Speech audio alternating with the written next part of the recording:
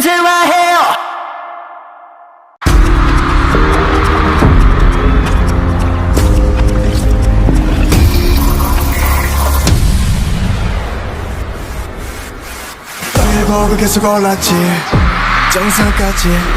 History will be made at Glastonbury when Korean boy band 17 will become the first ever K-pop group to perform. 17, perché le stelle questa volta sono loro, la band che nel 2023 ha venduto più dischi al mondo. 17 just seem to be getting bigger and bigger every time I talk about them.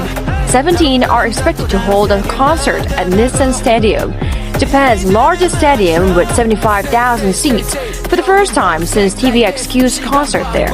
17 fue nombrado embajador de buena voluntad de la UNESCO para la juventud. 17 might be the biggest K-pop boy band in the world that we don't know about or talk about enough. Last year, they had 2 albums among the top 10 best-selling albums in the world. 17, for the second year in a row, has won the grand prize of them all, Artist of the Year.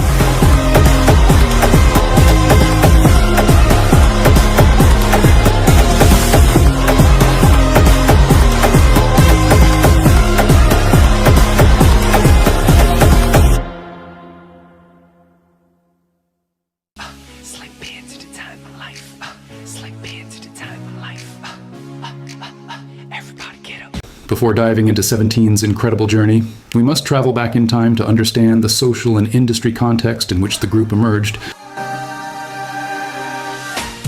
In the 1990s, groups like Seo Taiji and Boys, H.O.T., Sexkeys, God, and Shinhwa fused Western pop music with hip-hop, rock, and electronic sounds, creating a unique genre now known as K-pop. These early groups laid the groundwork for the development of K-pop, blending elements of Korean culture with modern music. As K-pop gained popularity in South Korea, groups began to expand into other Asian countries, such as Japan and China. By 2010, K-pop had experienced significant growth and established itself as an influential musical genre in the expansion of the Hallyu wave across Southeast Asia, Europe, the United States, and Latin America, not to mention soloists like BoA, and groups such as TVXQ, Super Junior, Girls' Generation, Big Bang, 21, Wonder Girls, 2AM, and 2PM, who were all dominating in popularity during this wave. Thanks to their success, they were the ones who made the Big Three possible. At that time, the entertainment industry in South Korea was saturated with numerous companies. However, 3 of them stood out as pioneers in expanding the genre. Their idol training systems and high musical and visual quality, JYP, SM, and YG Entertainment.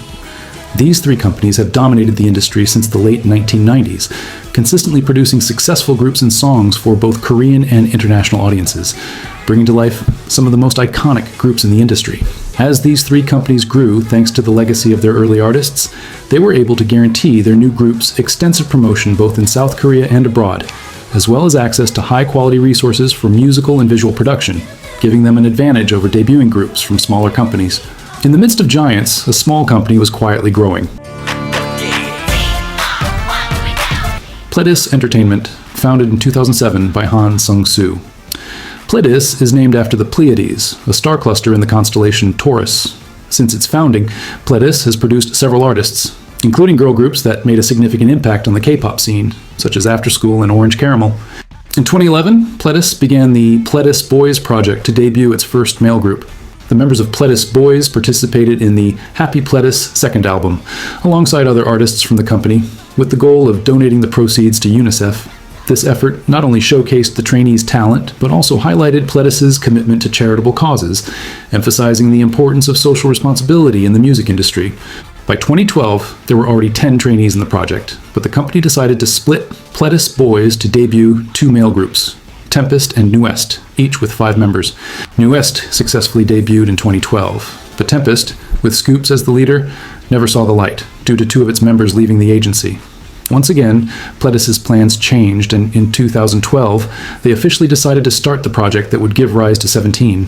The agency created 17 TV, a program that was streamed live periodically through IBM Cloud Video from the Green Room, or, as the fans in 17 call it, the Melona's Prison. The name comes from the striking green color surrounding them, reminiscent of the Korean Melona ice cream. One of the members jokingly referred to it as Melona's Prison, and it quickly became an inside joke among the fandom. These live broadcasts in CCTV format helped the members gain followers before their official debut. During this time, we got to witness pre-debut moments of 17, including the development of their personalities, musical skills, and the brotherhood that grew among the members. The plan was to debut in 2013 with a group consisting of 17 members that would promote in Korea, Japan, and China. 2013 arrived and 17 still hadn't debuted. The lack of income from Pledis prevented the possibility of debuting a new group under the agency, and the debut kept getting postponed. The lineup never reached 17 members. Over the years, the number of trainees decreased, with some leaving the agency because they didn't see a promising future for 17, while others left for personal reasons. Honorable mention to Samuel. Samuel Kim, a Mexican-Korean descent, was a member of the pre-debut lineup of 17.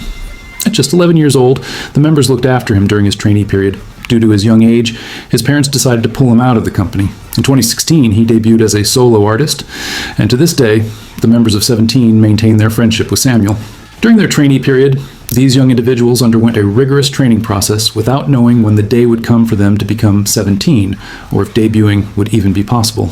Both the remaining trainees and the company did not give up and found various ways to promote the future members of 17. The boys participated in projects with other artists, doing collaborations, appearing in music videos, and working as backup dancers. These jobs and appearances helped the members gain experience and build a name for themselves in the entertainment industry before their official debut. Additionally, during this period, the boys made donations and participated in events at churches, orphanages, old age homes, hospitals, and more. 17 TV ran for 6 seasons over more than 2 years, ending just weeks before their highly anticipated debut.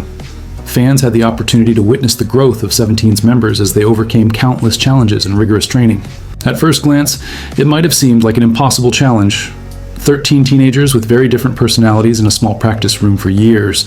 However, what seemed like an insurmountable obstacle transformed into something extraordinary.